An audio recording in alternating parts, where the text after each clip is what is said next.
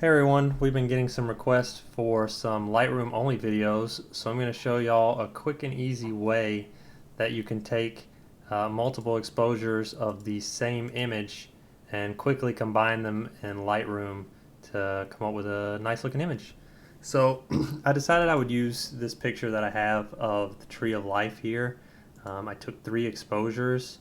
This is my underexposure, my mid exposure, and my longer exposure.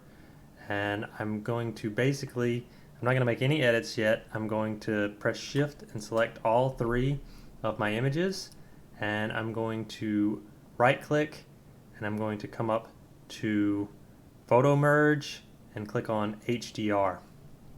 It's going to pop up this dialog box here.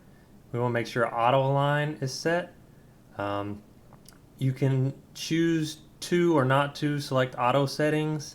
I'm gonna just leave it on just for the sake of this video, but normally I wouldn't, and then I'd make my own settings afterwards. And since I have a person down here that kind of moved a little bit, I'm gonna set deghost amount to low. If you don't have anything that's moved, like leaves, trees, whatever, that would cause ghosting from merging the images, then you can just set this to none. So let's go ahead and hit merge, and Lightroom is going to do its thing. It's going to take a second to process those 3 images together, and then it's going to put it all the way here at the end of my library strip, my new merged image, and then we'll do some quick edits to it. So here it is, and you can see right off the bat it's combined all 3 of my images, and now I actually have a little bit more dynamic range to work with in my edit. It's made some choices that I would not have made though. So the first thing I'm going to do is I'm going to pull the exposure back so I can get more of that color in the sky back. Apparently I'm struggling here, so I'm just going to use my arrow keys. And that's much nicer. I'm going to bring the highlights back up ever so slightly. I always say to try to avoid hitting -100, but when you're working with the HDR files a lot of times, it doesn't matter quite as much. Pull the exposure back a little bit more and set the highlights -77. I'm just trying to keep this area here on the right from being too blown out. So I'm going to bring the whites down to 0, and let's take a look at the blacks. -19 looks pretty good. Maybe I'll bump the shadows just a little bit more, and we'll pump in a little bit more contrast. Around 19 looks good. Vibrance at 20 is probably okay. Let's get rid of the saturation to 0 and then use the vibrance to bring in the color instead. Vibrance is a lot more subtle than saturation. Saturation tends to be too strong. 38, I like that. Now let's come down here to our tone curve, and we'll add some additional contrast by just creating an S curve. What you can do here is you can, as you see, when you move the cursor further up and down the line, you can see you're targeting the shadows there, darks, lights, highlights. So in the shadow region, we'll just pull down ever so slightly on the curve, and then we'll come up here into the lights, and we'll push up just a little bit. Not a lot, maybe +3. You can also do it with the sliders here, and if you want to adjust the fine tune a little bit in between those regions, you can use those sliders here. But I'm just going to set that back to 0.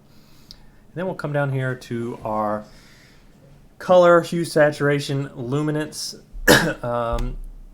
window box, whatever you want to call it. And my greens and my blues are looking very nice, but I'd like to see a little bit more of this orangish yellow color. So I'm going to come in here to saturation, and I'm going to pump up my orange a little bit, and I'm going to pump up the yellow a little bit, and maybe there's a little bit of red in there. I'm not sure. We're going to adjust it and see. No, it's not really doing anything there. So we'll leave off of that. Let's take a look at our luminance values. No, it's fine. That's going to make it too crunchy looking. I'll set that back to 0, back to 0. So I'm not going to touch those. We'll leave that alone. Let's come down. Not going to touch split toning. Since we're doing Lightroom only, I'm actually going to increase my sharpening to around 40, and I'm going to set my radius to around 1.5. But what I'm going to do is I'm going to see here this masking slider. I don't know if a lot of people use this, but if you click Alt and then start dragging, as you drag, everything that's white is going to be what's sharpened, and everything that's black is going to be ignored. So instead of doing like this universal sharpening to everything, what you can do is you can click Alt, drag on the masking, and then drag it until you get kind of a finer looking mask of things to sharp. So I really just want to sharpen the edges of things. So this does a much better job of that by allowing you to mask what you're sharpening. So I've done that to 74 here. I don't think there's a lot of noise in this image. I shot it at ISO 64. It's a daytime image, so I'm not going to do any noise reduction to this particular shot. You do want to click on Remove Chromatic Aberration and enable profile corrections. You can see if you like that or not. I shot this on, I believe, yep, this was a Rokinon fisheye. So it's going to try when I click this to completely fix the fisheye look. So I'm actually going to leave that off in the case of this image. But in most cases you would want to leave that on. Another thing you can do is if you don't like that it's fixing the stretch of the image, you can click it and then you can get rid of the distortion portion of the fix and just have it do a vignetting fix. But again, with the fisheye, that's not going to be a very good look. So we're just going to leave that off. If you need to level your image, you can do that here by clicking level. I'm not going to, and I'm not going to touch anything else here.